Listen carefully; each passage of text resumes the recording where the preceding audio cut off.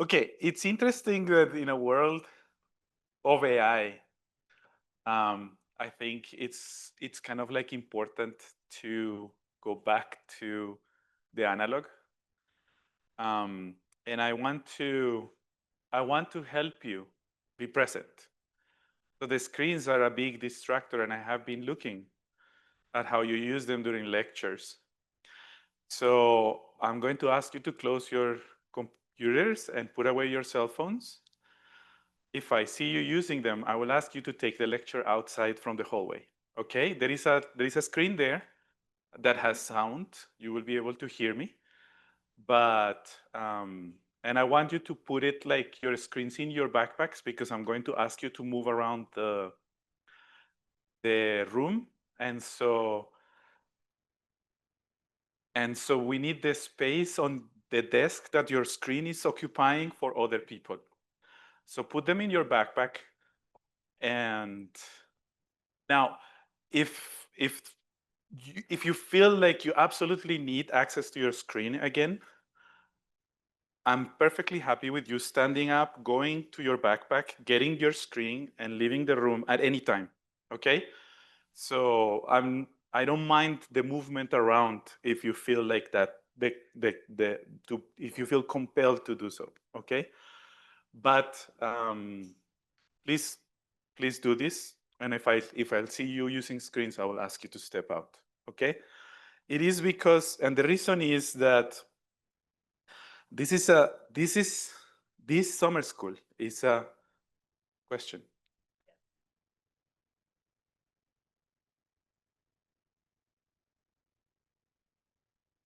Yes, of course. Yes, yes. No, let me give you a pen.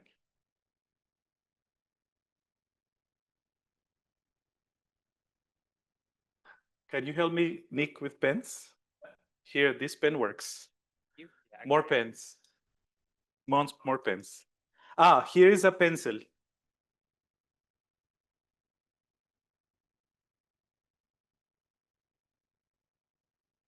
This has no access to. That you can use paper too and a pen.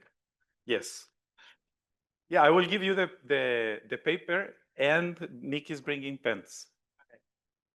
Okay, you can get that pen and put the screen away, even if it is a screen paper.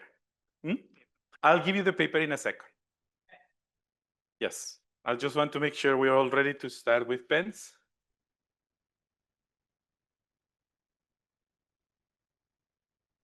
Okay, so you all have made a huge effort coming here. So does have NASA to have you here. And I want to help you be completely present, okay, in this lecture. And the screens the pull is too strong. And so that's the reason why I designed my lecture this way. And I will ask you also to move around, because these are long lectures and it's hard to be sitting all the time. So that's the other reason why I will ask you to completely switch around the room as we go through the lecture. Okay? So first, I wanted to start with a quick disclaimer. I was never really formally trained on AI and ML. Okay? So I have a very conceptual understanding of how it works based on my work during the last decade. But I think that, that's one of the things that I wanted to share with you, that kind of like a high-level overview of some of these things. Okay? So let me start with my take-home message. So these are the things that I would like you to remember if you leave the lecture hall right now. Those are the things that I would like you to remember. So the first way I have found to understand AI models is as a combination of an encoder, a latent embedding space, a decoder, and a loss. And that's the first thing that we're going to be. I will give you, and that's exactly what the first analog activity is going to be. I want you to think about your problems and your research in this context. Now, one of the things that is super fascinating about AI is that concept of the embedding space, the latent space. So there is a transformation, a mathematical transformation of your input data that projects that input data into these mathematical spaces that have super interesting properties, and you can actually have control over them. You can make that space be what you want, including physics. And so that's one of the things that I would like you to remember. Now, I'm talking about generative models. I feel that discriminative and generative models the lines between them are very blurry right now. And and the more complex the model, the blurrier these things are. And when you're working with real data, that also blurs the lines. And so I wanted kind of like to frame, that's why, some of the examples you could see some of the examples that I'm giving you as discriminative, but I'm giving them today in the generative lecture. Now, generative AI in heliophysics tends to mask as discriminative. So because the process of training one of these models is deterministic, and so that masks a lot of the aspect of, that masks the fact that you're working with distributions. And I think that a sign of maturity in our community is the fact that we're really thinking about this in terms of distributions now. So that's, I think, one of the things that I would also like you to remember, that you remember that in spite of the fact that you're working with the AI, there are underlying distributions in your input data, in your output data, et cetera, that are always hidden even though you don't see them. And the more you think about them, the more you elevate your exercise of training and using these kinds of models. Now, I'll be talking about 3 applications, maybe a 4th one if we have time. One is foundation models. And foundation models as a vehicle for learning things from data that we have never been able to learn before. And this week we'll release the first full resolution foundation model in heliophysics. So I want you to be aware of that because, it's an exciting time, a time in which all of you could have access to that model and use it. I'm going to talk about GAN applications. And what I would like to focus here is these transformations that take you completely outside of the distribution of your input. So how you can use something like GANs to make these connections. And the last thing I will mention briefly is the reverse diffusion that Prasad was talking about earlier. To me, is one of the most interesting developments. And I feel like there is a huge amount of potential in diffusion models from a physics point of view. As you will see, I am very interested in that kind of like elevation of the exercise of AI into something that directly connects with physics. And so those are the things. So we're going to start with this one, which is what I was saying, that the best way I have found to understand AI models is as a combination of an encoder, a latent space, a decoder, and a loss. So I would like you all to stand up and go to another table. And I will put on your tables these sheets. And I would like you to take one, which is what we're going to be using this for the first part of this lecture.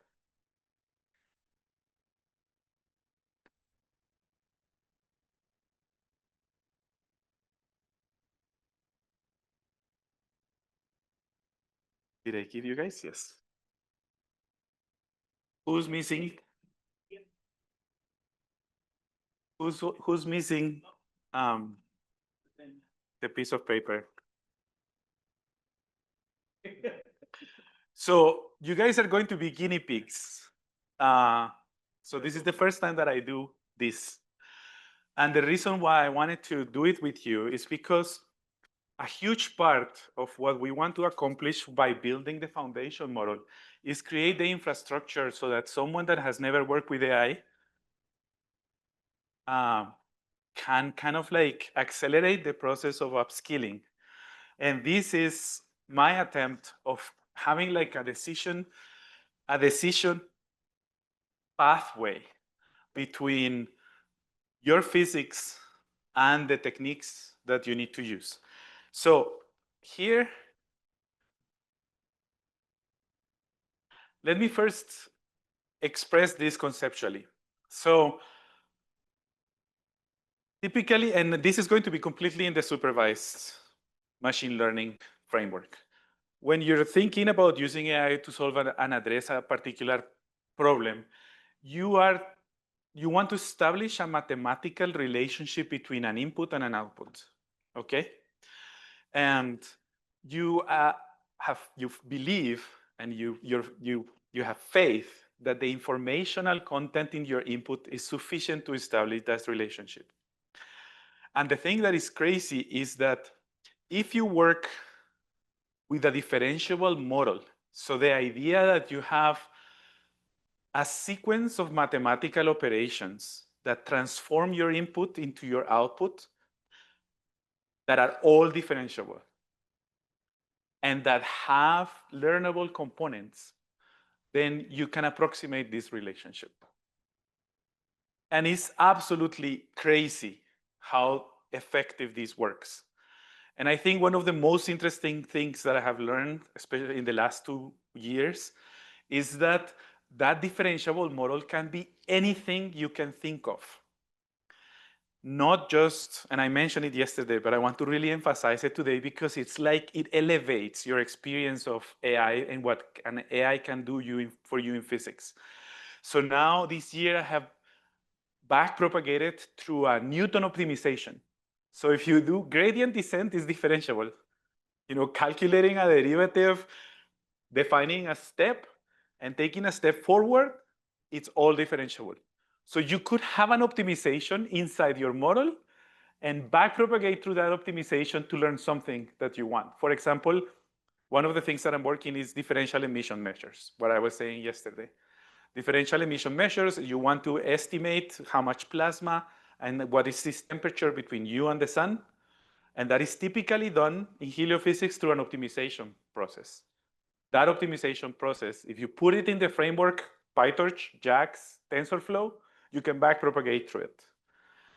Simulations. We just implemented this year a surface flux transport that advances the magnetic field of the sun. It's a finite differencing integration of a partial differential equation, right? Finite differencing is differentiable. You just take one grid minus the other, divide it, and then multiply it by your time step and move forward. So you can do a complete simulation in that green box and backpropagate through it. So it is absolutely crazy the amount of freedom and power that you have at your disposal. Of course, our architectures, standard architectures, the multi-layer perceptron, the transformer, the convolutional neural networks, are ways of abstracting information that you also have at your fingertips. And so if there is an abstraction that you want to make, and you are not necessarily interested in making that connection using the physics, you can take advantage of these and should take advantage of these architectures, which are defined specifically to learn things a certain way. So if you have a computer problem and you're looking at things that have a neighborhood connection with its neighbors, you can use the convolutional neural network because that's the way it's inspired by the way we actually see things in the real world. If you want to build a dictionary of relationships between different types of your pieces of your data, then you will use a transformer. So when people make the criticism that AI is a black box, it's more like a criticism of the way the non-creative way in which we use that model. You can and have absolute control over it as long as your connections are differentiable. The sky is the limit. And that's, I think, one of the things that is really powerful. So basically, your transformation of input into output has to be a nested set of equations. Just one equation inside the other, inside the other, inside the other. Every single one of them differentiable, then you're in business. Do you want to learn your density? And there is something that connects your density to intensity, like what we were doing with reconstructing the density around the sun using multi-viewpoint images, you can. If you want to, for example, I have never seen this application, but solar wind transport is ballistic transport. Ballistic transport is differentiable. So you can have an AI that gives you initial velocities at the source surface and then do ballistic transport into the 1AU and back propagate through your ballistic transport. So the possibilities are incredible. And I think that's, one of the things that I wanted to share for you for the future, thanks to this. And I think the power of this is that, math works. You can trust it to work for you. And so, and these frameworks, and you will see it in the lab this afternoon, are super straightforward to set up. That's what Robert was saying yesterday. Actually, setting your data up is typically harder than training the model. So now I really like to think about this in terms of an encoder, the latent space, and the projection head. And that's what we're going to be doing right now. So the reason why is that when we were doing AI 10 years ago, we only had the green part, or that's how every person that starts tends to think about this. Like, it's just a green part. But some of the most interesting applications of AI, reuse of models that other person has trained and things like that, are better understood and formalized when you do it this way. So you will have something that sets an initial set of transformations to your data that will project into a mathematical space. And then you do other set of transformations on your mathematical space to connect with your output data. So the physics can go in many places. You can have a latent physical space. So for example, that is what you were looking at yesterday, what Robert was showing. You have an encoder that is a neural operator, takes as an input X, Y, and Z, and gives you the three components of the magnetic field in a volume. Your latent space is physical now. Or like what I was telling you with the surface flux transport model that I was telling you, you have your input, which is a set of images from the sun, and it gives you velocities in latitude and longitude all over the volume, over the surface of the sun. So your latent space is physical. You can have also physical space transformation. So we just developed a model where, and we're working on publishing a framework like a SunPy, but in PyTorch. So coordinate transformations are differentiable. So all your image data in the sun is in helioprojective, plane of the sky, arc seconds, helioprojective. But you can project what the image is showing you upon the surface of a sphere. And to do that, you have to go from helioprojective plane of the sky to heliocentric Cartesian, 3 dimensions, and then from that into heliographic, which is latitude and longitude. Every single one of those steps is differentiable. So you could have data that is in the image space.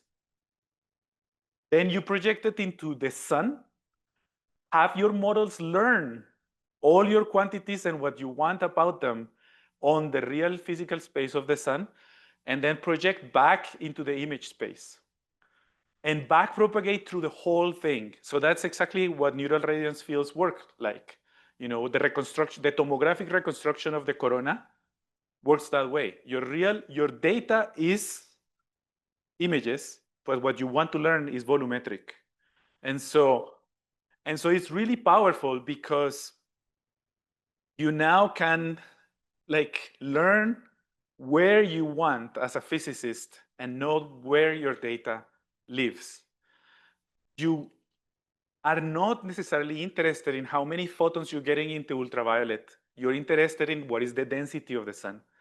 So if you have a mathematical model that tells you how many photons you should get per pixel, based on a volumetric assessment of density and temperature, you can backpropagate through that and learn what you actually want.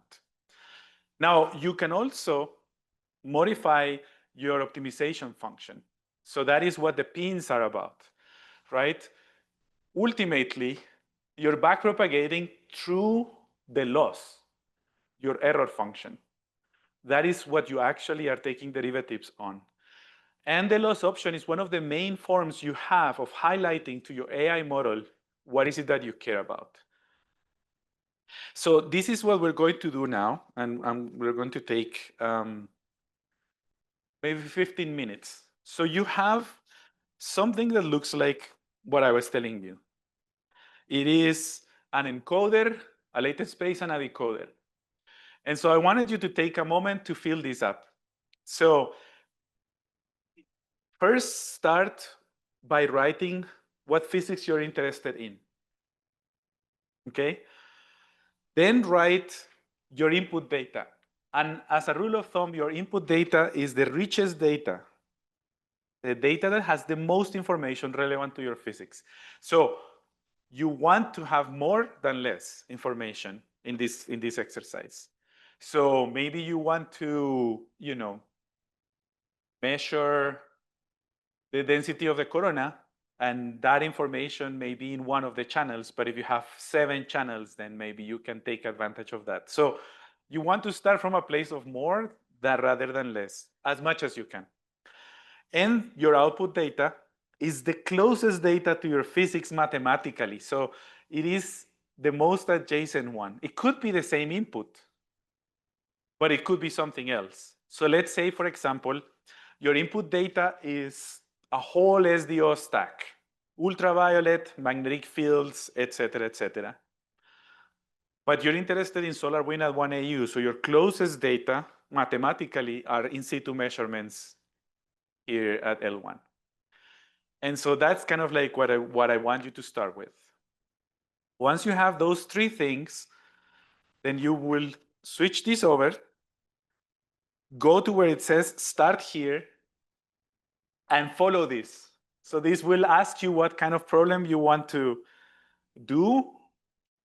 And then you will get some questions with some branching. And then this will take you to a point where you end up filling this up, what you have here in the back. So let's start with 10 minutes and see how we're doing. And I'm going to be, if you have any questions, you can, of course, ask me.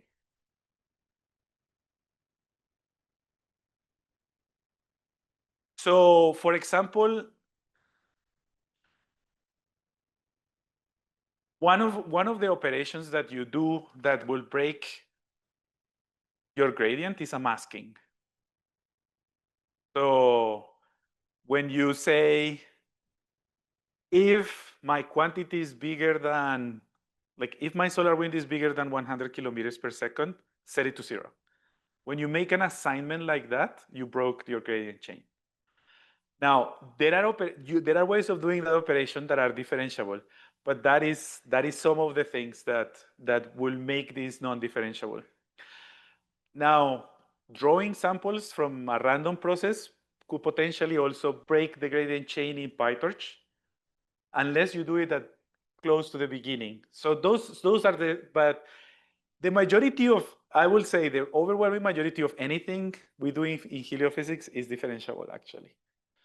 Any model, any fit, any optimization process, any simulation, almost all those things are differentiable. So don't worry so much. I want you to know that if these things are not learning, one of the things you can look at is if you broke the gradient chain. But for this exercise, you can assume almost anything you can think of is differentiable.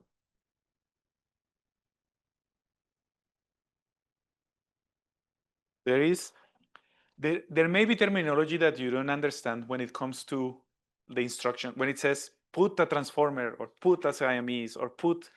So sometimes you may reach a point where it says put last layer Laplace approximation in your uncertainty strategy. Like, it's okay if you don't understand some of these concepts. I'm happy. I will cover some of them. And if I don't, I'm happy to chat with you this week to explain them.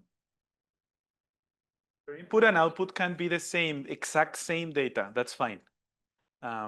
In fact, that's how we do tomography. It's the same input, same output. So there are hundreds of questions. So one thing that one of the things that I kind of sneakily wanted to do with this was identify any potential users of the foundation model. So there is, you may have found in the past a very specific question saying, do you use SDO data? So if the answer is no, just say no and continue. But if the answer is yes, you could be a potential HelioFM user.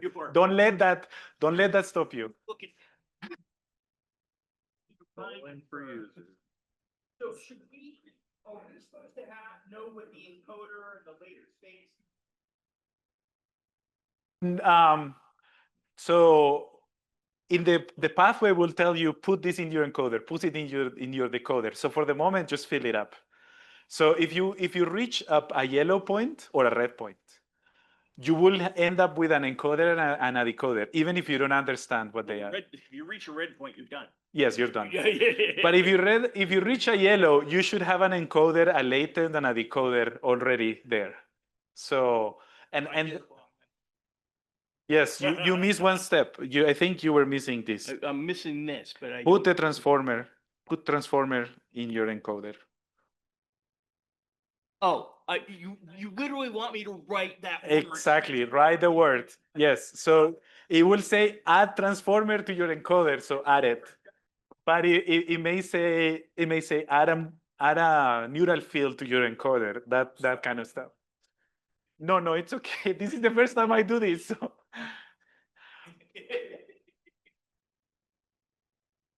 Okay, so I think, this is something that you don't need to finish right now, okay? I just really want you to engage with these concepts from the point of view of your personal experience.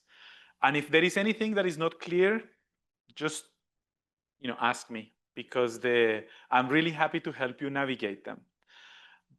Of course, if you don't have a lot of experience using AI, you may not think of the possibilities of how to cast your problem. So as I was talking with you, for example, one of the things that is powerful in terms of physics is the future. So your input data can be the present, and the output data can be your future. So what gives you the physics is the physics that takes the state of the system in the present and takes it into the future. So for example, there was turbulence here on the solar wind. So can we do, for example, solar probe as the present, ACE as the future? And then you have a process of turbulence that transforms the observation of solar probe closer to the sun into the solar wind that you see at Earth. And if you have a model, physical model that will allow you to enable that transformation, then you have your entire loop. But there is also the concept of surrogacy. So you have actually a model that you really work very well with, and you actually like it a lot, but it's very slow. You can actually train one of these machines to approximate your model very effectively so that you can run it at a fraction of the cost. So your input could be the input to your simulation, Muram, and the output can be the state of your simulation in the future. And what you want now is something that approximates the operation of time advancement of your simulation. Then you can run this, for example, to get an initial condition to Muram. So let's say, for example, you're doing simulations of the convection of the sun as a star. These simulations tend to take a long time to initialize and settle into a dynamical equilibrium. So you could train AI to give you a dynamical equilibrium that you can start with, and it saves you half of your runtime. So, the possibilities are really endless, and it's hard sometimes to work with endless possibilities. And I think that was the purpose of some of the lectures that you saw here yesterday with Robert, and some of what I will show you is that you're like, oh, okay, I could do something like that. So keep this, finish it up if you want, apply it to your capstone if you want, to your research. I'm happy to chat. But it's an exercise where you're actively thinking, how can I harness the power of AI? Now, I have a quick question. Did anybody end in the red, in the red box? So AI may not be a good solution for you. So this is not a game over. The thing is that if you want to do physical inference, you must. Oh, I see what you mean. Yes, of course. Sometimes, well, there are ways around that. Yes. But no, you're right. You're totally right. I think the question again was, is this truly differentiable? And for I will say, don't let the concern that your model is not differentiable stop you.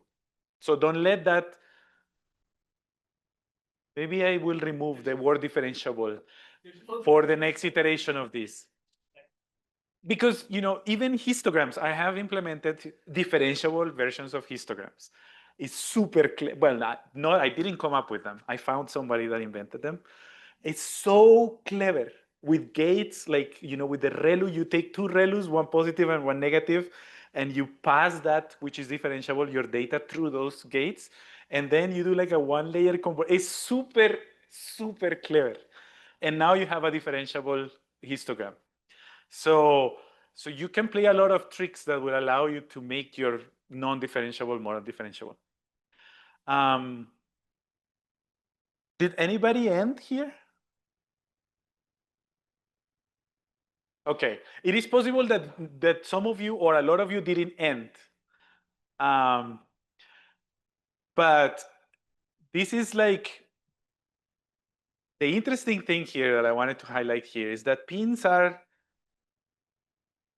meant to be overfitting. So you want your machine to really kind of like memorize all your inputs and outputs and things like that, because what you're doing is interpolation in a volume, in a mathematical volume. And so I wanted to say there is this, I mentioned here the last layer Laplace approximation. Okay, I need to fix that typo. But I think one of the things that I would like that my purpose on this was also taking you, even if you don't understand what these concepts mean, I wanted to give you the possibility to dig deeper.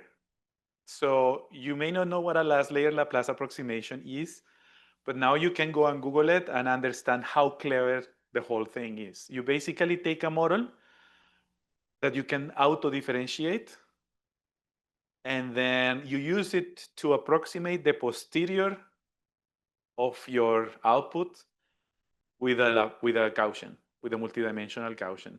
And so it's for free. You don't need to train your model any further to get uncertainties. And so that's one of the things that I wanted to mention here. How about here? Did anybody here arrive here? Okay.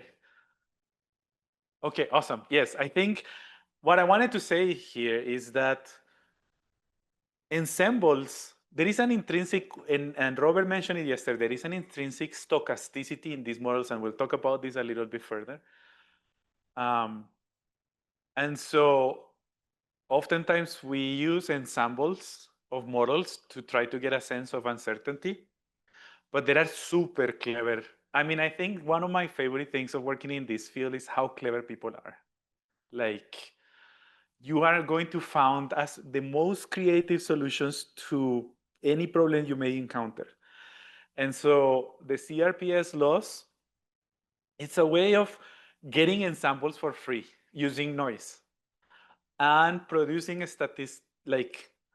statistical realizations of your problem that have more detail than your mean. And so I just wanted to make you aware of this. Did anybody pass through Surya FM? Okay. Talk with me. Yes, this was just, I think I will talk about the foundation model in just a sec. But there is a really interesting opportunity here.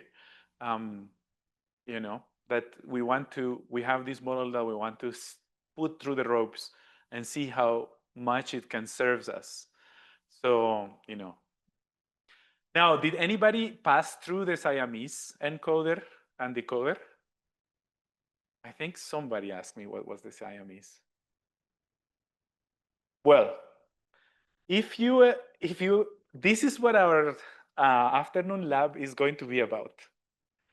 And it's another super clever concept, which I think to me is like the perfect teaching experience about the idea of an encoder, a latent space, and a decoder. So we'll talk about that. And this is when you don't have labels. And I think that's one of the things that is really powerful about this. If you have a bunch of data and it's unlabeled and you want to label it yourself, this can help you. And you will see that in action this afternoon. And then you have this idea of the contrastive loss. You have a bunch of things and you want things to land in a mathematical space where proximity is similarity. That's basically the idea of the Siamese architectures. And so that's I think, so how do you do that? Well, you have pairs of data and you say these two are the same data point or similar object. These two are cats. And this is a cat and a dog, so they're not the same. So you have a loss that attracts similarity and repels dissimilarity. So I just wanted you to be aware that you have a lot of power on your losses. We all do mean square error, and the mean square error is like the best. It can take you 90% there with almost any problem.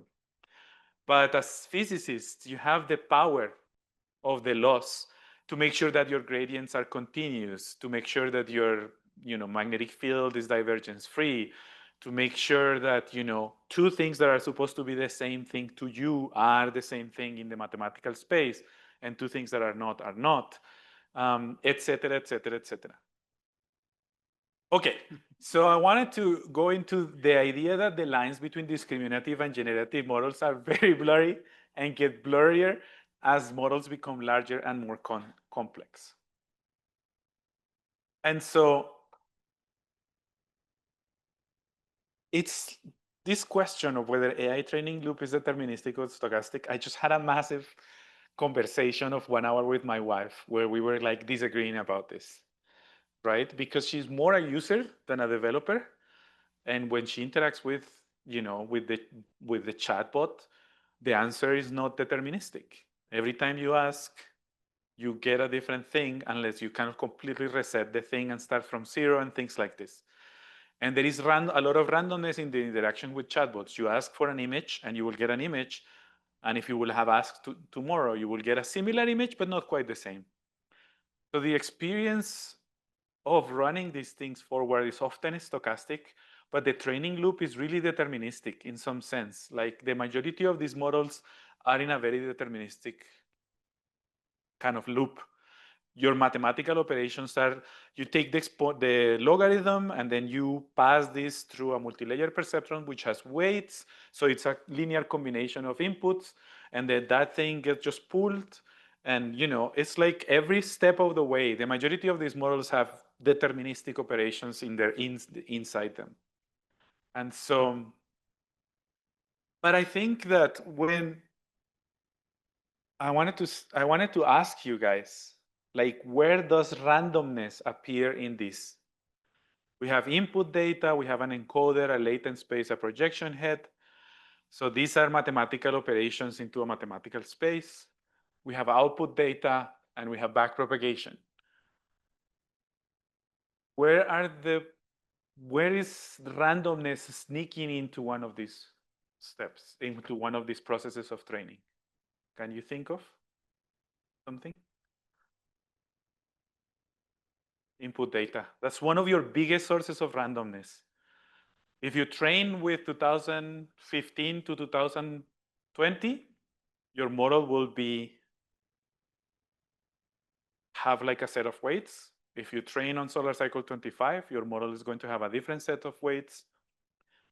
And the majority of people that do these kind of exercises forget this a little bit.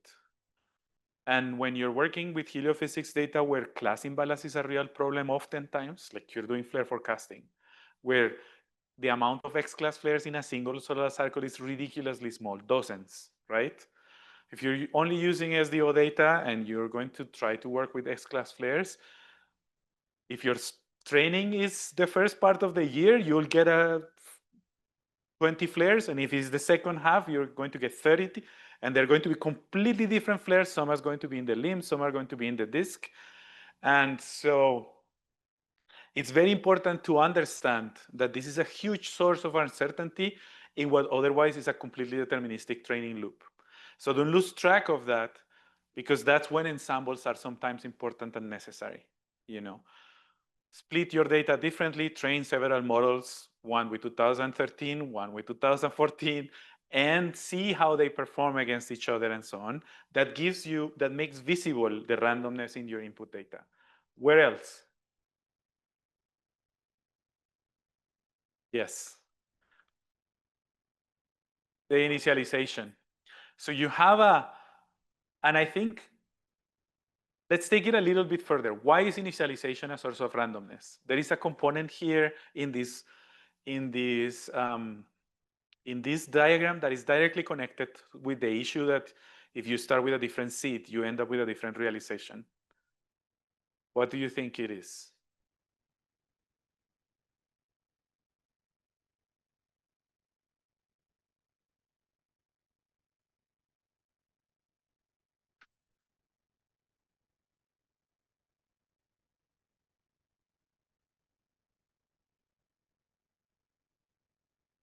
Why is your seed a source of randomness? Exactly. It's this part, the backpropagation. So the overwhelming majority, the larger your model, the bigger your data, the smaller your batch. So these models are trained using something stochastic gradient descent. You can never show your model, well, there are ways around this, but typically we never show these models our whole set of data and take a single step in gradient descent. We show pieces of the data. And so if you show first a bunch of C-class flares only, then your model gets optimized towards C-class flares. But in the next step, you show M-class flares and X-class flares, then they go in the other direction. And any change on your seed will produce a completely different exposure of your model to your data. And the trajectory in your solution space is going to be completely different. You know, hopefully, and we do this intentionally, we build these things and train these things in a way that minimizes the real impact that this may have on your output. You know, ideally, we want models that are robust. It doesn't really matter where you started. It doesn't matter your trajectory. You end up in the global minimum. That's kind of like something we work actively towards and hope for. But it's never a guarantee. And if you have models with regularization, like where you disconnect different pieces of your neurons as you go and things like that, that just increases this randomness even further. And so the idea here is that, you know, when push comes to shove, you're always dealing with distributions. You're kind of like hoping that you're trained. And there is another set of randomness, actually, that I'm going to just share it with you, which is connected with what you guys already had said as your input data. You know, is your input data representative of your problem? How close is your training data? How close is your, sorry, not input data, your training data? Is your training data representative of your problem? Because you're hoping that your training data represents anything your model will see. For many of these applications, that's kind of like your working assumption / hope. And so, you know, how true is this? Is not something that a priori you can do a lot of due diligence to ensure or convince yourself that this is true. And in fact, you can sample your data and split it and so on, and be very intentional about maximizing how representative your data is compared with your operational setting. But you don't have data for the future. So in an operational setting where your business is applying this to data the model has never seen, there is a component of randomness there. Even in the future, like if you train this to predict flares with solar cycle 24 data, and then solar cycle 25 ends up being twice as strong, is this, but it could have been, as we were predicting the solar cycle to be as strong as 24. And that randomness of the future that is unknowable is also part of this. So the bottom line is that it's better to think about anything you do with AI in physics as generative. So thinking about distributions. I have a distribution and I'm transforming it, and this distribution produces an output. How can I measure the bounds of these distributions, both as input and as output? So that's, I think, the thing that I wanted to say. And there are different ways in which you can do this. Uncertainty estimation is hugely useful and something that almost never happens. I guarantee you that almost none of the papers that you use for capstone have like solid uncertainty estimation. And so I think that as people that are interested in this, that's why I wanted to give you at least a handle on those yellow things so that if you're using these kinds of models, look into this. It may be for a lot of these things. Actually, people have been clever enough to create some of these things kind of for free. You don't need to train multiple models. You don't need to, you can just work with what a deterministic training loop gives you, but you will now be in a better position to understand at least the randomness that comes into your exercise of training. Okay, so now let me tell you about foundation models and some of the applications here in Generative. So we will make the first release this week, so stay tuned. And this is a project done by a huge amount of people. Sorry for all, I thought I have embedded my fonts and I was hoping it was going to look absolutely amazing. But in any case, there is a large group of people that have been working on the development of a foundation model, and I will explain what that means in just a sec. But I wanted to honor the fact that this is a big effort. The brain, Lika there is like someone that has been absolutely instrumental in making this be what it is looking like it's going to be. So the idea here is that it is impossible for us to create complete duplicates of our heliophysics data. And so, we have all this data in different parts, and not every institution can make a perfect replica. It's costly. You have to store it. You have to download it, et cetera, et cetera. And training big models is expensive. So not everybody has the ability and the technical skill to train a model with 132 A100s or something like this. There is a very small amount of institutions that have access to resources like that. And so the Office of the Chief Science Data Officer in NASA wanted to experiment with the creation of models that NASA pays a big cost to train, but then any person can use them for their own purposes at a fraction of that cost. And so that's basically what we're doing here. And personally, my involvement in it is to create the infrastructure that enables any person, even without any AI experience, to use it. And you guys just were part of that with that little flowchart. So the idea here is that when you're working with something like this, input and output data, and you're working with supervision, like you need your input data to be connected with your output in an annotated way, there is also a cost there. And the idea of self-supervision, which is what makes this revolution possible, is like, can I think of a task that uses the same data as input and output, but in a clever way for example, in a way that the model has to actually learn something and work hard to make that possible.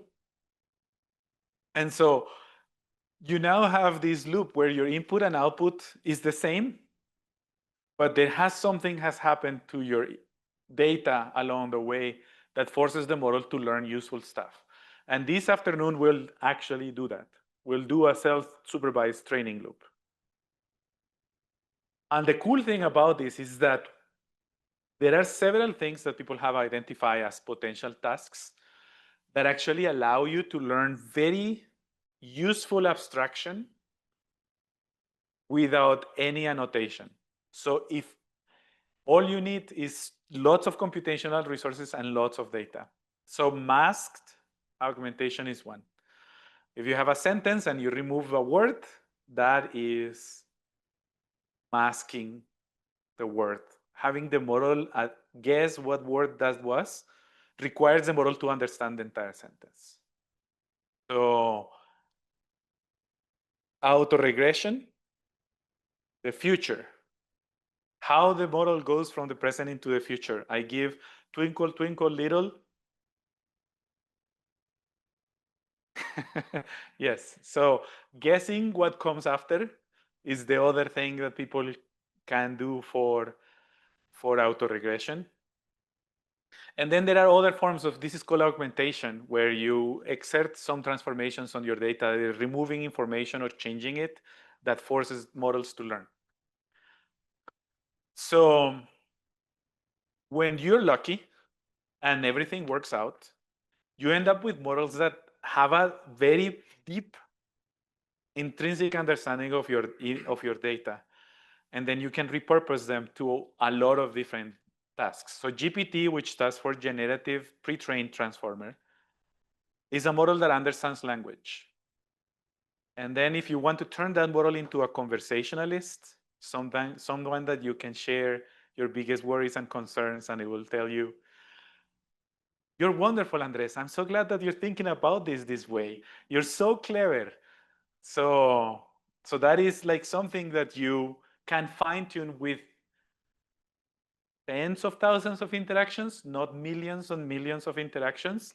So you have that talk with people and say, this was a good answer, or this was a bad answer.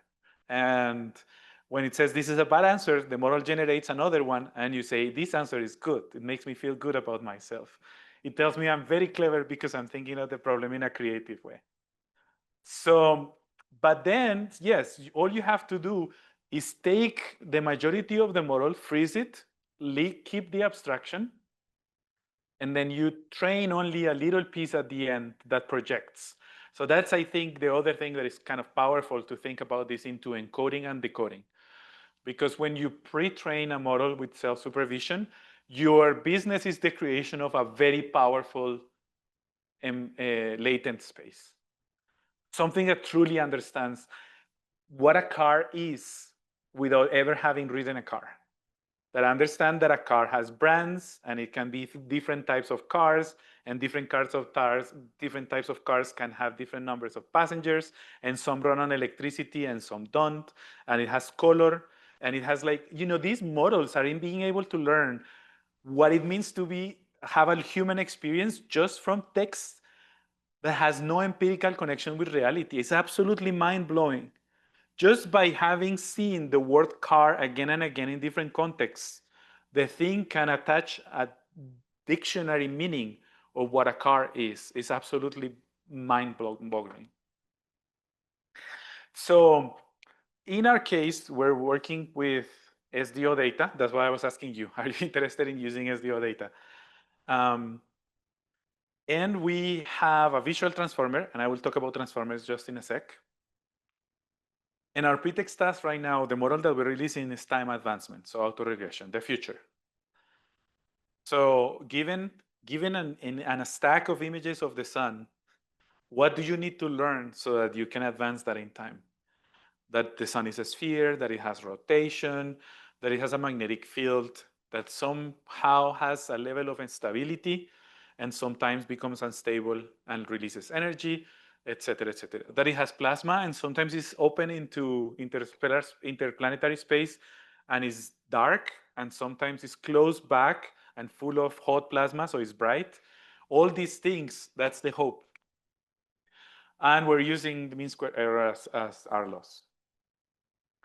So what makes this possible is the idea of the transformer. I just wanted to talk a little bit about the architecture. So when you think about the sentence, France is my home, I speak fluent, and you have a pretext task of autoregression. So you're guessing what the next word is. So that's your input. So the idea of the transformer is first that you create something called tokenization. Is that every single one of these words gets a unique code that will not be confused with any other. So France will have a unique code, and you cannot confuse it with any other word, right? So you give it codes. So turn this into. Then you do something called positional encoding. That's something that you will see in many AI applications. The idea that if your model has a sense of the position of things within the input, it actually produces better outputs. This is almost like an empirical, I don't know if it is like demonstrated and backed by theorems, but it is like, has like a extremely solid empirical evidence of success. So when you use positional encoding, your models work better, period. No matter what it does, no matter what you're doing. So you just say, this is 0, 1, 2, 3, 4, 5, 6, 7, etc. In reality, typically people use like something like a Fourier expansion. So you get a sense of the position, not only across the entire sentence, but with its neighbors, etc., etc. Then comes the most interesting development, the idea of attention. So attention, it's kind of like a learnable matrix that connects different tokens in your sentence with others. So, and it basically, it extends across your entire bag of tokens. So you can connect France with fluent, or my with speak, home with I, etc., etc. And it's learnable. And intuitively, the way I understand this is that, it can create all kinds of, and this is what adds meaning and is transformative here, is that when you say France is my home, I speak fluent, oh, this is off. But here I meant my and I. So, this my and I, this is the relationship between, it's like a relationship, right? And then Francis, my home, oof, I forgot how this even looked like. But for example, the fact that you have one word followed by another is grammar. So the idea is that your attention can learn, like, what is the object, what is the subject, what is the verb. And this will be different in different languages, right? Or potentially, there are some languages in which order of words doesn't affect the meaning of the sentence, only the flavor of it, like in Slavic languages. And so these models are going to be learning different relationships like that. And then, of course, here was the connection between France and speaking, where, if you're in France, you're more likely to be fluent in French, right? So the multi-head attention does that. Now, there are more parts to the transformer. You then put this through a bunch of different things, but the most important thing that I wanted to be aware is I haven't? Yes, okay, that's perfect. Yeah. So in the visual transformer, you have an image, you break it into a grid, and each one of those is your token. And then you have a tokenizer that transforms one of those patches into a code that is learnable. And the concept, and especially why this will work in a scientific setting, is that you have a finite, especially for the sun, where you have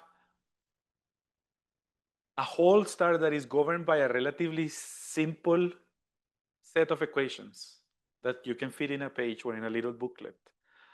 the creation of solar structures is repeatable and repeatable and repeatable. You will find quiet sun in every image. You will find coronal holes in every image. You will have active regions, and you will have limbs, and you will have a corona, and you will have on disk and off disk and bright points. But those things look a lot like each other. So the idea that there is a visual language associated with solar data, this is true for the solar wind as well, or geophysical space. You know, there is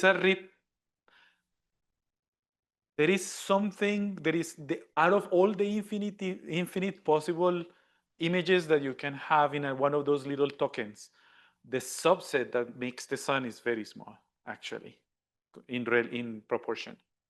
So you can imagine that you're trying to learn kind of like the basic set of tiles that you need to produce any sun. That's your tokenization. And then the rest is the same as the language transformer. So you will have like, you know, your attention head, et cetera, et cetera. And the results are very promising. So here is an input, our input data. Remember that our pretext task is time advancement. So we provide 2 timestamps as input 1 hour apart. So here is the input number 0, and here is the input number 1. This is full stacks, okay? So this is full resolution, full stacks, 14 channels. I'm going to ask you to put your phone away or step out. Okay. So now the interesting thing happens when you start looking at your ground truth. So now you take a step forward into the future. And now here on the left is what the model is giving us, and on the right is the ground truth. You can see clearly that there is a kind of like a different quality to the two. But what if we find really fascinating and compelling in that makes us believe that this model is actually learning useful physics is what happens when you go 1 hour into the future, which is the fact that the model can predict the morphology of the flare that was going to happen an hour into the future. And so this is something that we are currently, you know, these are just super preliminary results, but you guys are getting to see them. But it's really exciting because what this suggests is that there is a very clear understanding of the magnetic field and its connectivity to produce the morphology of the flare that you're seeing. Question?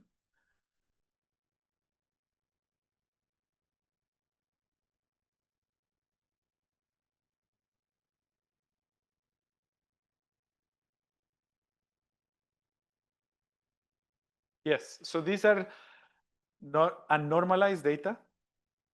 And so there is like definitely like a difference in the contrast here that will not give you the exact photon count as the ground truth. And that's something that, you know, we are not sure if it is relevant for downstream or not, but yes.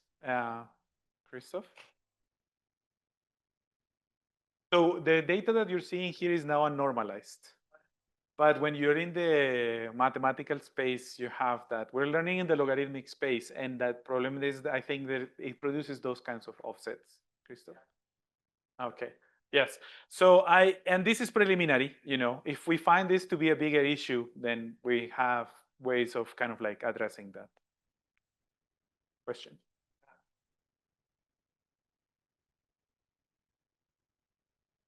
A stack of SDO full resolution images. So there is 8 AIA channels, ultraviolet, Doppler, magnetograms, both line of sight and vector, and that's it.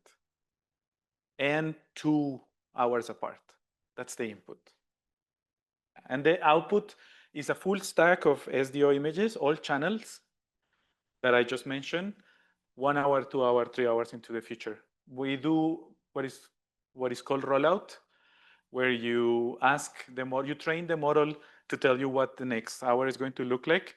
And then you pass that through your model again to give you the second hour and the third hour, then the fourth hour, and you add all that to your loss. So you're kind of like teaching the model to also kind of like not try to stay on course when it comes to farther timestamps.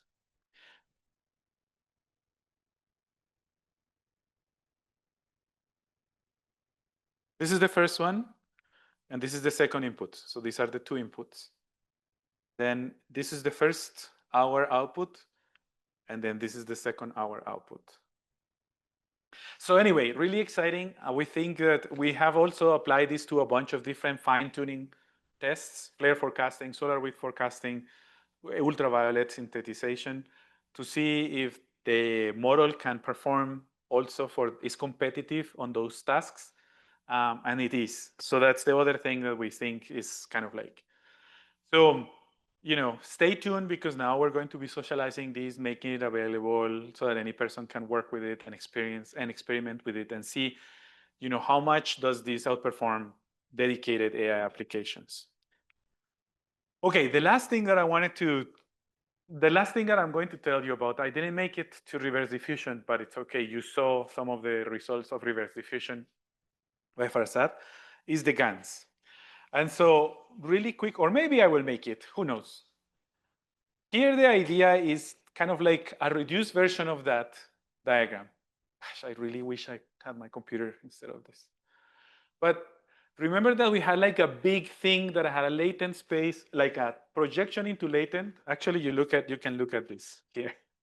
So you have an encoded projection into your latent. Then you have a latent space, and then you have a projection out from your latent. The GAN is kind of like interesting because you start on your latent space. That's kind of like noise that you pass through a model to generate output, which is synthetic data. And then you pass that through what is called the discriminator. It's something that takes your synthetic data and real data, passes through encoding, decoding, and then it says this is a real observation or this is a fake observation. And then you also have a feedback loop that allows your discriminator to become better, but also your generator to become better, and you work on this. Now, the application that I wanted to show you, you guys, I know that some of you are working on this as capstone, is ET, because it's really clever.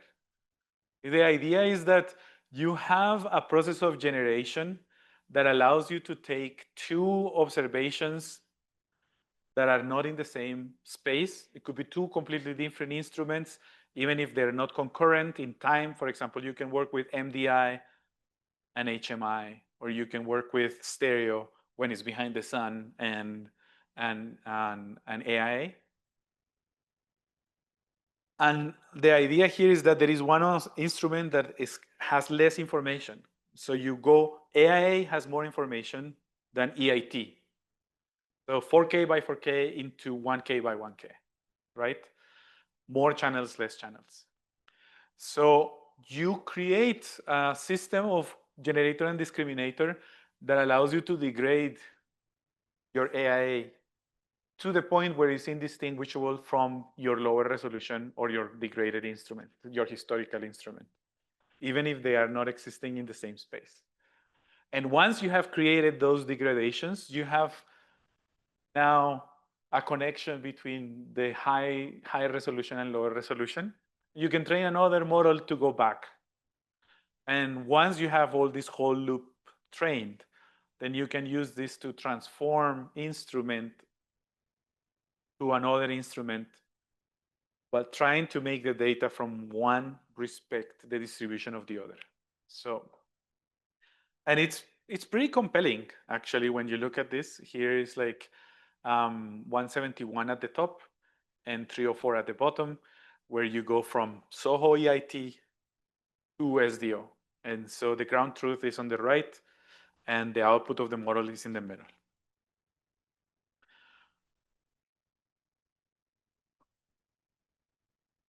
Okay, the other thing that I thought that it was really interesting that I wanted to expose you to is the mapping of a latent space into a physical space. So this is to me super interesting and super exciting. So latent space tend to be super obscure unless you make, like some of you wrote on, unless you make your model explicit in your latent. If you want your latent to be physical, your model will do it. And it will be completely transparent and white and open. Like you will get velocities at the source surface. And that's what you will get. And you can see their statistical properties. You can see if they make sense at all or not, etc., etc. But the majority of latent spaces, for example, the latent space of HelioFM, Surya, are super obscure. Like you will not be able to understand what position one, you have 1,000, a vector of 1,000 positions, and you have no clue what one is, what two is, what three is. Same with GPT. And so when you have a generator, when you have your generator working, you start with a noise latent, and that produces an image that, if everything is working fine, belongs to your distribution that you want. Okay? But this latent space is completely obscure. You have no way of knowing. You will give like, you will get a vector of numbers that mean nothing to you, and you will get images, and those images will look like active regions, but okay, that's it. So the question is, there is this super interesting work that they said that we inspire ourselves called interpreting the latent space of GANs for semantic phase editing. So this is, you want to just take an original and change the age, or you want an original and put the glasses, or change the gender, or change the pose. But your GAN has nonsense from the point of view of the human, has nonsense as the input. So how do you accomplish this? And so the idea is that we wanted to create a way in which the user takes physical things that you care about and use them to inform the generative process. And the solution is super clever. So the idea is that you have a latent space, you produce a bunch of generated images, you connect those images with physical parameters that you want. So you take create a bunch of active regions, and you calculate their physical parameters. And then, believe it or not, you use a support vector machine, like the humblest classification algorithm that you can think of. And you use that to inform the direction of your physics. It's absolutely clever. So here you have an example of our generated data, where at the bottom you have more flux, and at the top you have less flux, less magnetic flux. You can see that these regions are bigger in the bottom. And so a support vector machine is going to put a hyperplane through your data, right? And the clever thing here, we didn't come up with this, right? The people that did with the faces came up with this, is that a hyperplane has perpendicular direction. It has defines a perpendicular direction. So what you do is you generate a bunch of data, you define the median of your physical quantity, where 50% of your generated images are at the top and 50% at the bottom. Find the hyperplane that divides your data across that, and use that to define a direction of movement. And so now when you move along that direction, you're going to increase your flux or decrease your flux. And it's pretty interesting. And so here is, for example, one where we're doing polarity separation. So you want your negatives and positives to go farther from each other. And once you have multiple of these hyperplanes, you can also remove projections to distill changing flux without changing polarity separation, or changing flux without changing the polarity orientation. And so you can see that, at the end, you can have a polarity separation without a polarity flip and without changing the gradients in your region. So you can see now how clearly when you go in the bottom one from left to right, just you're getting polarity separation. And this is now taking advantage of the whole machinery of the GAN as a generative process, but your generative process is physics-based. And let me see. Okay, I have 5 minutes, perfect. So I think reverse diffusion, even though I don't understand it super well, is a very exciting development that I think you guys should keep an eye on. The idea, as you saw Farzad explain, is that you're kind of like, to me, the way like I am super excited about this is that because we know how to destroy information, we can add it back, which is absolutely bananas. Because, it's kind of like almost like reversing entropy here. And so the idea here is that you have something like this, input, output, encoder, decoder, etc. And you have this process where you have a well understood process of degradation, right? And once you have a well understood process of degradation, you can train a model to reverse it kind of like quasi-statically, some sense. And that is what makes it reversible. And there was like this paper that I was going to show you is one about flare forecasting, which I thought was really interesting. So now instead of noisy images, you have noisy flare videos. And instead of having information about you can condition this with information. So instead of having your conditioning information is 12 hours of prior activity. And you still have a reverse process of diffusion with certain spaces. And here is kind of like the output that I wanted to show you. So you have as an input the thing on the left, which is the 12 hours prior to the future. So that's kind of like every 2 hours, they put an image in this, in this channel. And then that is what is conditioning your process of reverse diffusion. Then they take all the data, degrade it with the Gaussian noise, et cetera, et cetera. And then you get on the right the true versus the predicted. And reverse diffusion is intrinsically a stochastic process. So if you use a different seed, noise seed, you will get a different realization of the same process that hopefully conforms to your distributions. So you have in this, reverse diffusion has the beauty that you don't have to go out of your way to get in touch with the stochasticity of your problem. And I have not done this yet, but there is a lot of process. So this is based on Markov chains of adding the Gaussian noise, et cetera, et cetera. But in physics, we have real process of diffusion.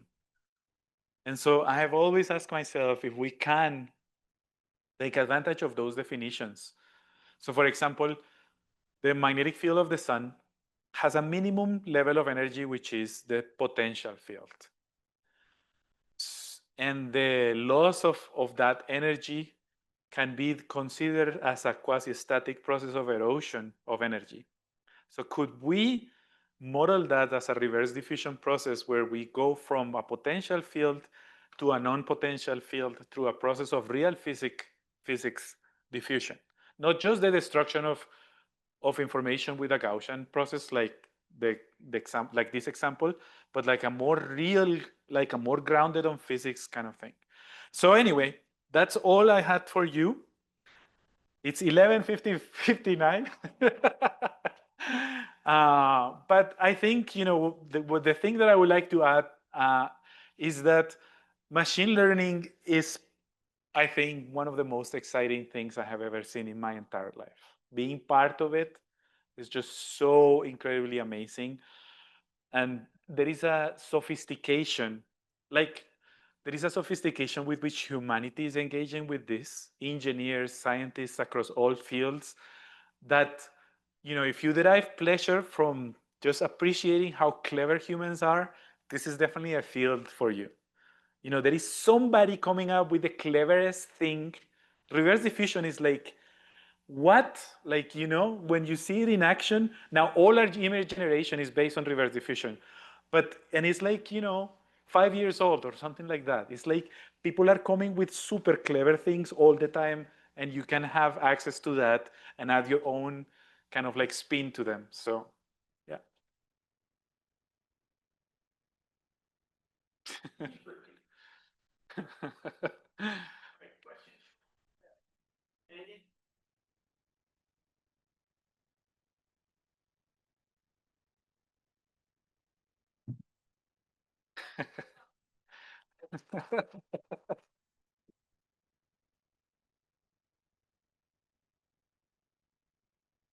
Published work, not this, the work that we're gonna do a lab on it later on. Which one? Heliophysics? Yes, is it published? Like, do you have a? So the paper is coming online in the archive like this week. Yes, the one that is doing the flare, the one that was doing that flare topology that I told you. The one that predicted the active region. Yes. That's Surya. That's the foundation model. And that paper should be on the archive this week. Okay. Yes.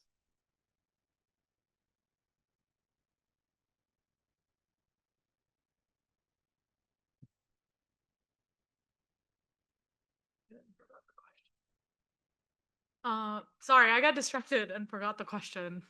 Okay. Anybody else? Damn it.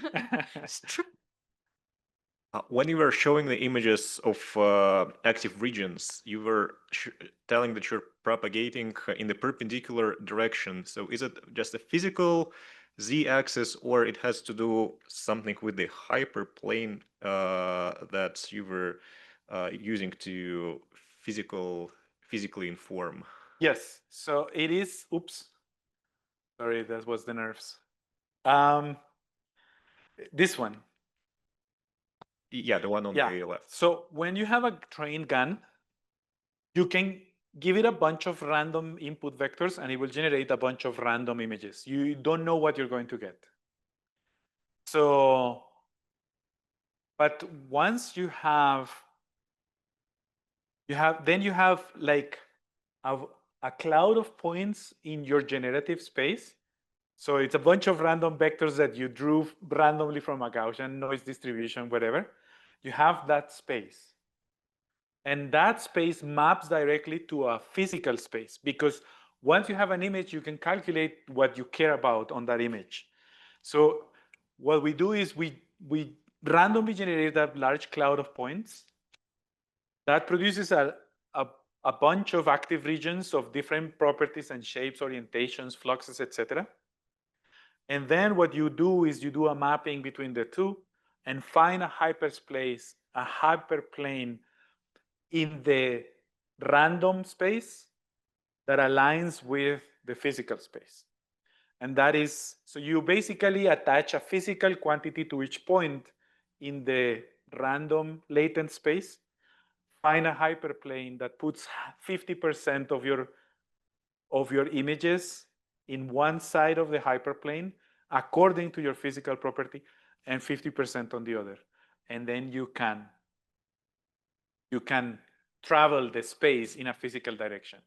So to summarize, this axis along which you're traveling is the set of normals to all of the hyperplanes. Exactly. Yes, to one of them. You can do, if you do multiple quantities, then you can choose the direction you want to travel and remove projections into the other hyperspaces. Yes. Could you please go back to the slides where you show the next 12 hours true and the predictions? Yes. Sorry.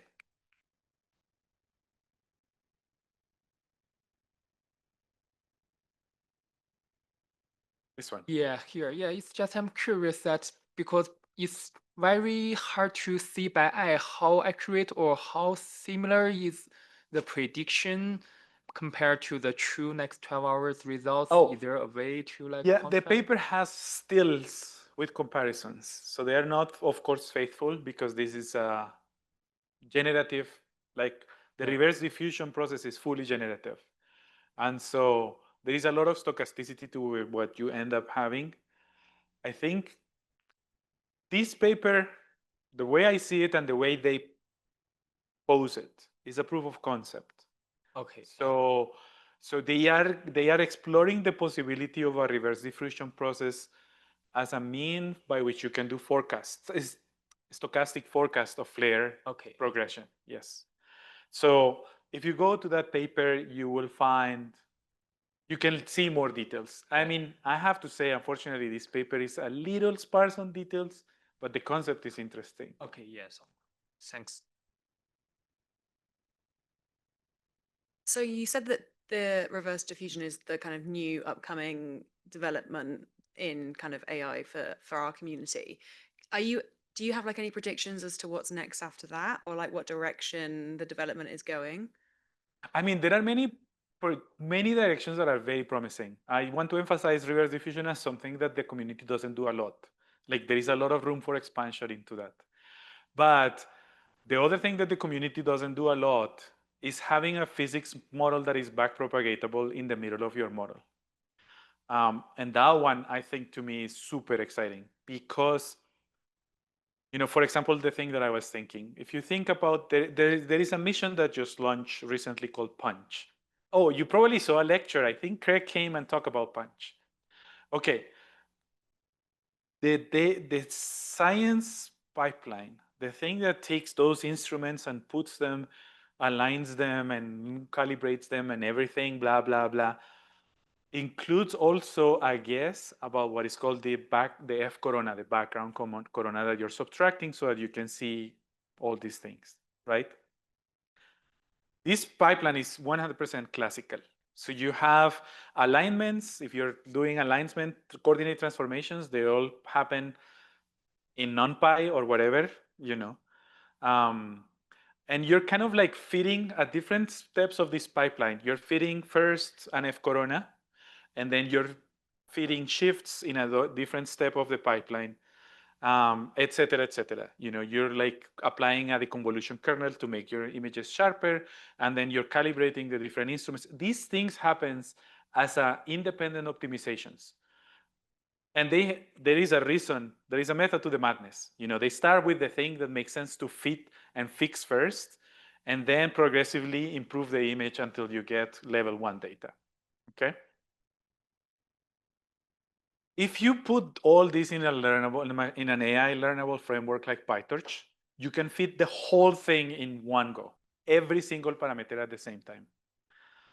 And the crazy thing is that this pipeline, no matter how complex it is, has like a ridiculously small amount of parameters. It's not, Surya, the foundation model that I was telling you about, has 33 million parameters. That's what we're feeding here.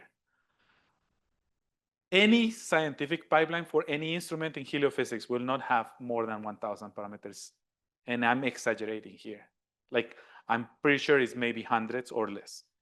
So we have the possibility for future missions to put our entire scientific pipeline as a learnable framework and learn that as we feed the data using backpropagation and all that stuff. So that's like, I think it's mind-blowingly exciting. So that's like a direction that people have not even touched, these applications where you have a ballistic model of solar wind transport and you have an AI that is giving you the velocity that the source offers, doesn't exist. Like, we didn't see that yesterday because Robert ran out of time, but he's working on an inversion of spectropolarimetric inversion of magnetograms that also uses rotation to disambiguate completely the magnetic field. So now we don't have the 180 ambiguity that current pipelines have, because you can feed at the same time the whole rotation, backpropagate through rotation, and now you know exactly, you know exactly what the orientation of the magnetic field is at all times. And so this is like, anything that has a forward model, all you have to do is translate it into PyTorch and backpropagate through it, and like it's a new age, that's super interesting. And of course, everything that has to do with the foundation models is another thing that is super exciting. So I think the future has many flavors, and there is not enough people thinking about that future yet. But it's going to be there, because once people really understand that there is a lot of power that you have in the definition of your training loop, and that is only as black as you want it to be. If you want a black box thing where you have a general connection and that's what you care about, fine. But if you want physics in your model, then just put it down, almost as I'm telling you, and I'm going to remove that from here, absolutely anything, I would say, is differentiable. So why not just put it all in a single training loop and backpropagate? So those are things that are also really exciting.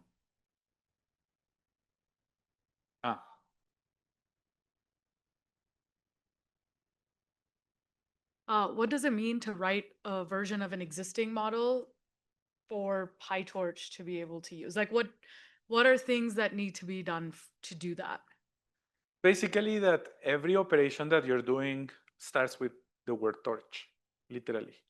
Oh, So anything that you were doing, so if you have something in Fortran and you were calculating a cosine, then you do it in PyTorch and use torch.cosine. That's So- basically it. is it like just switching languages? Kind Yes. of? Now, it's not Python, right? It has to be JAX or PyTorch or TensorFlow. Every single operation needs to happen within the same framework. Okay. So both JAX, I think, PyTorch is by far the most commonly used one. So if you don't have a preferred one, I'll say go with that. It has the greatest amount of users and it allows you to collaborate easily and reuse a lot of things that exist. But JAX is also very powerful and both, JAX is faster and both are by definition being designed that if you have something that uses NumPy, almost the only thing that you need to do is change NP for torch and that will take you 99% of the way there. Is there a way to write like a wrapper around PyTorch to be like, oh, here are the inputs in like a different language, and then you just stick it into PyTorch? Or I is mean, that not- it's easier to just ask an AI to translate it and put it in PyTorch, literally. I mean, Okay. the moment you step outside of your framework, you have to do a lot of due diligence to make sure that your gradient is not being broken. So you almost like you need to calculate derivatives with respect to all your inputs in C and make them explicit in C so that when PyTorch does an operation with your C code, it can calculate a gradient. And that is like a huge amount of work. Now, there is another advantage. PyTorch and JAX and all these models and all these things run in the GPU. So for example, we implemented a surface flux transport in Torch this summer, and it runs lightning fast because you can now take advantage of batch dimensions, channels dimensions, and you can advance time, across channels, across time, across batches, and all in a single step. So translating to PyTorch may actually even make your code run faster forward. And that is without counting the possibility of you backpropagating through it now. So that is what it is. But AI will take you there super quickly.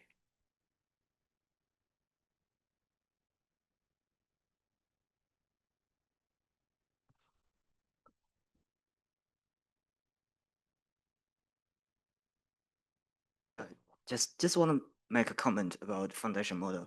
So there is another foundation model called polymathic.ai that is focused on the fundamental physics and including the fluid dynamics and symbolic regressions. And I will send the link to the Slack channel. And if you're interested in that, you can search the name Miles Kramer for this. This is for all the physics, not just heliophysics. Thank you. Yes. And I think foundation models now are something that is happening. People are interested, people want to know, and they have different pretext tasks. So some may be better for your application than Surya. And we are going to be releasing another foundation model that uses a different pretext task. So could potentially work better than Surya, the first release, for some problems. So I think that, the idea of the foundation model, and thank you so much for sharing, maybe you can share it in Slack. Informing yourself about your possibilities also when it comes to foundation models it's to everybody's advantage. So my question is, I think a couple days, look at the speaker showed a model where they input images and the output was the spectra. Yes. My question is, okay, we have this input, we have this output. Can we know, can we translate this into physics? To know what's the relation between, for example, the magnetic field and the spectra or something like this? The answer is yes. That problem, when we were doing the translation to ultraviolet, our objective was the replacement of the broken instrument. And so not the physics. And so when we cast the problem, it was one of general empirical, the establishment of empirical relationships. Nevertheless, there is like, if you look at that paper, there is a super clever mathematical trick that you can do that will give you what can potentially be pure images on specific lines. But if, and that's why I wanted you to take this and take this with you and potentially use it to other things. If what you want is physical inference, so basically what we did there is that when we went to this kind of like framework that I show you here.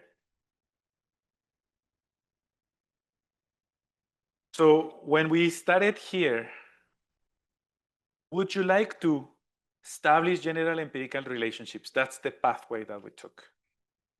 Is our input data magnetograms? Yes. And then we didn't use an uncertainty estimation there. This was in 2018. We have grown a lot since, but that's kind of like the pathway that we took. But if you start here and you say, I want to use this as a tool for physical inference. By the way, in 2024, last year, we said, yes, we want physical inference. So is there a differentiable physical model connecting your data and your physics? Our answer was yes. So we were doing differential emission measure as a means to get to the spectrum. Now that didn't actually quite work, but it depends on the pathway that you take. If that's what you want, you can make it. You can make it happen. You can make it so. We didn't, and in that paper is not there, but there is always that pathway open to you. And I think some of the most interesting to me now, in retrospective, this was in 2018, but in the present, I will be, and that's why it was more interesting last year, is like, can we make it work with a physical model in the middle and learn something about that physical system? If I will say, to me, the most exciting applications right now actually start always this way. So, and this is where there is no innovation outside of heliophysics or physics. The majority of the applications in the industry side take always this pathway. And there is a lot you can take advantage if you take this pathway.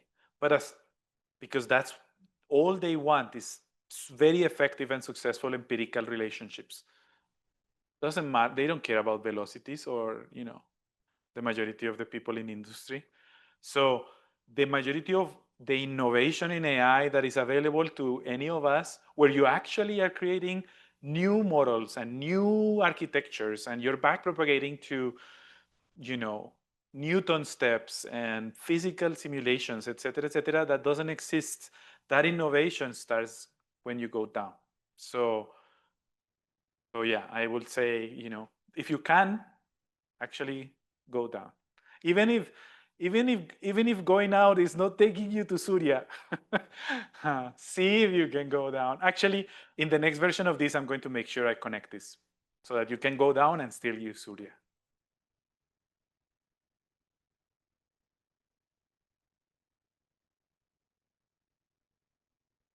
A quick question is that the decision chart looks quite interesting. Is it available online or somewhere?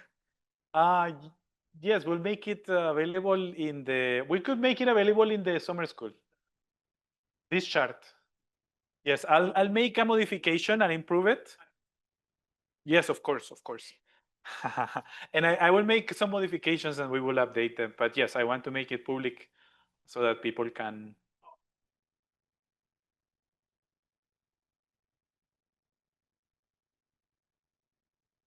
Yes. Thanks.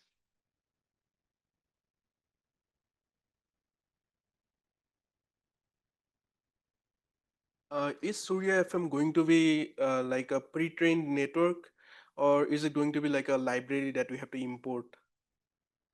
It is going to be a set of weights Okay. that you import, and a model that goes with those weights that you So there is a model that you import that defines the whole structure of the transformations, and it comes with like a tar of all your weights so that you can initialize your model that way. And then there is going to be also templates. We're creating templates so that you can, if you want to do space weather regression, then use this projection head. If you want to do 2D segmentation, use this projection head. We're working on those things too. And there will be a workshop that we will do in November where the idea is to take you, if you're committed to putting the work, through nothing and to a fine-tuning application in a week, you know. And it starts, and that's why I wanted to test with you. Thank you so much for engaging, like to be intentional and mindful about how you engage with this, because it starts with this. And then once you have this, then we can cast your downstream application for your problem in a way that actually serves your purpose.